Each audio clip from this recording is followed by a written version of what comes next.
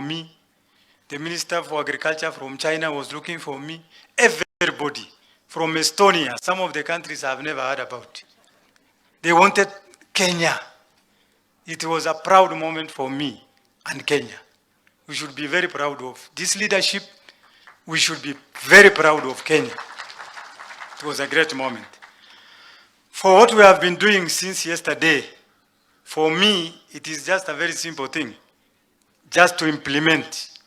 Hakuna kubeberesa. Kama nyinyi mmeamua, kama deputy president ameamua, kama president yetu ameamua, sisi tunabeberesa nini? Si ni kuimplement. Na kurarua kazi na ule mtu anasimama hapo mbele, tunapita naye mara moja. Siko watu wengine wanasimama katikati hapo mbele. Iko makatels, iko sijui nini, hawa tunapita naye na tuna implement hiyo kazi mara moja. So I want to say that we'll do our best. These things we have been talking about, Your Excellency, have been talked about even before. They have been documented. They have been discussed like this. But only one thing was lacking. Which one is this?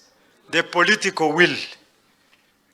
Here we have the political will, and I can see us succeeding. Congratulations to all of you. Finally, I want to say that we have begun supplying fertilizer to tea growers, to tea farmers. More than enough fertilizer for you.